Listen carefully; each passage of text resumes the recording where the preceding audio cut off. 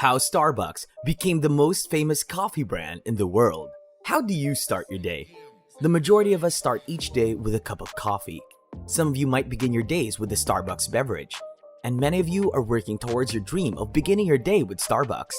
The primary hangout for youngsters is the Starbucks Cafe. A future without Starbucks is difficult for young people to imagine. On March 31st, 1971, Seattle, Washington welcomed its first Starbucks. Three friends from the University of San Francisco, Jerry Baldwin, Zev Segal, and Gordon Boker, shared a passion for coffee and tea. Alfred Peet served as their inspiration. Alfred Peet, the creator of the well-known Peet's Coffee and Tea, showed them how to roast coffee. They created a shop in Pike Place Market where they sold freshly roasted coffee, beans, and international spices. The name was inspired by the well-known tale Moby Dick, which recalls the marine background of the early coffee traders. Terry Heckler, with whom Boker co-owned an advertising agency, thought words beginning with ST were potent. Therefore, the company adopted this name, Starbuck. In Seattle, Starbucks has added 4 more locations by the early 1980s, which eventually attracted Howard Schultz's attention. Falling in love with Starbucks coffee after taking his first sip, he joined the organization in 1982. In 1983, after visiting Italy, he decided to reinvent Starbucks. Starbucks was supposed to be a coffee shop, said Schultz. The coffee shops Schultz visited in Milan served as his inspiration. He observed that these businesses served as a place for people to unwind and visit that wasn't merely their home or place of employment. The initial founders were adamantly opposed to the idea and preferred to keep selling only coffee beans and related equipment. One of the locations in downtown Seattle was used to test Schultz's notion of turning Starbucks into a coffee shop, and it was a success. The first Starbucks Cafe Latte was served here, and after trial and error proved successful, Schultz opened his own coffee shop.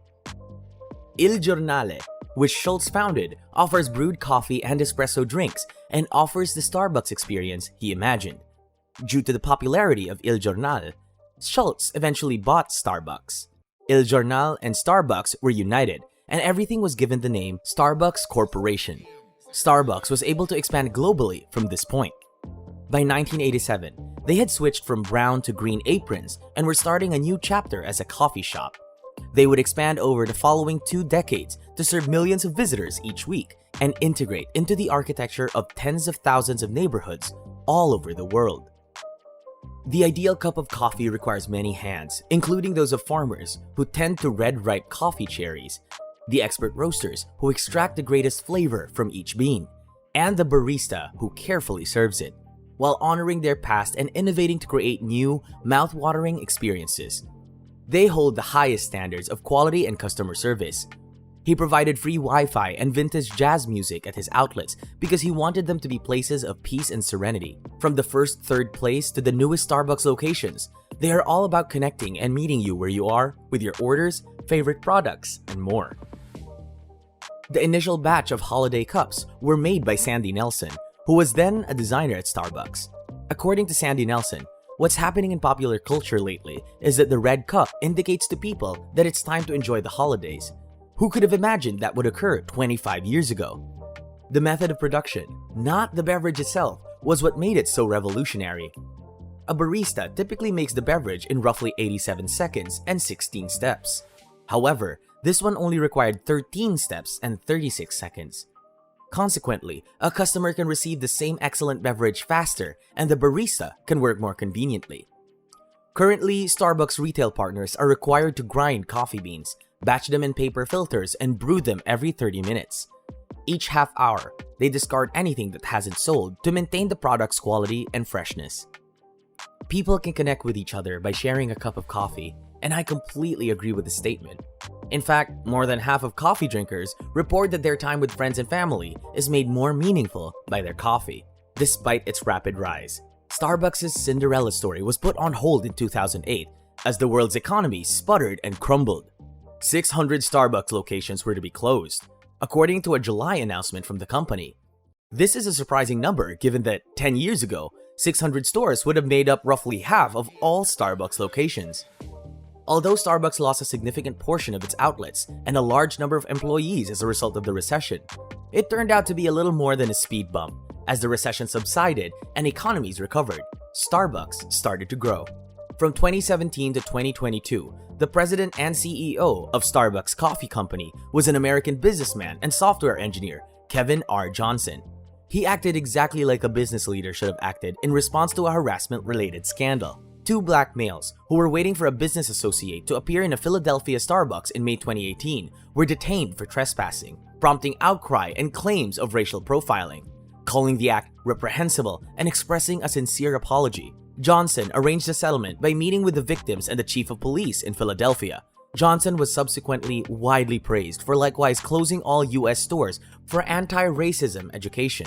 For managers and new hires, he made anti-bias training mandatory. Have you seen the Starbucks coffee breakaway commercial? If not, you should watch today. It's accessible through the internet. Worth watching. The American Museum of Natural History in New York City is first and foremost a location that promotes interactions with others and the world around us. The Starbucks Coffee Breakaway is all about tuning out distractions and tuning into one another with Starbucks ready-to-drink coffees. Three unaware couples are brought together in this movie for an undistracted day of reconnecting. This was designed and carried out by Edelman as a part of the brand new creative campaign entitled Ready for the Right Now. Coffee drinks that help you be ready for the right now, wherever you are. With whom would you like to share a special moment? Laxman Narasimhan took over as CEO of Starbucks on September 8, 2022. He had experience with numerous global corporations. He most recently held the position of CEO for the consumer health, hygiene, and nutrition corporation Reckitt. Thousands of Starbucks partners gathered to meet Narasimhan, who spoke to them. I should not be here, but I am. The world has handed me some really tough things, but resilience defines me. We win from within. As it has been since the beginning, their goal is much greater than making money. Starbucks should and can make a difference in the communities it serves. They strive to be a people-positive organization by making investments in the welfare of everybody they come in contact with. To the coffee farmers and Starbucks partners, they are working to give back more to the planet than they take in order to become resource positive. They are aiming to reduce waste, restore more fresh water than they use, and store more carbon than they emit. They realize they can't accomplish it alone. We are all necessary. By 2025, they want to donate 100 million disease-resistant coffee trees to farmers and their communities. They set targets to cut our carbon, water, and waste footprints in half by 2030. When your business is small, it is easy to uphold the principles and culture of your organization. But as it expands, invest more time and money in preserving and safeguarding this culture. Every part of your business should reflect the culture of your organization. Beginning next year, Starbucks will start using non-organic, GMO-free milk in their coffee products. They do have 1% organic coffee though. As a result, the Starbucks menu contains a lot of GMO-contaminated and non-organic goods and ingredients. We have the power as consumers to shape decisions that not only uphold our own beliefs, but also contribute to environmental preservation. Purchasing organic and GMO-free goods can contribute to giving our children a world that is more sustainable. As Starbucks starts to make these decisions, we urge others to fall into line. Every day brings a new problem for the coffee industry. The future of coffee has never been more uncertain due to factors including unsustainable farming techniques and climate change that alter growing conditions. But one thing is certain, Starbucks will be leading the way as the official face of coffee wherever the business goes over the next few decades. One person, one cup, and one neighborhood at a time is their mission, and they are constantly committed to this goal. Breaking news.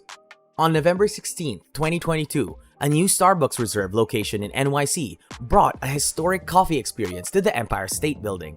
Who is going to have a peek inside the dazzling new destination? Please share your experience with us. Please like and subscribe to show your love. Thanks for watching.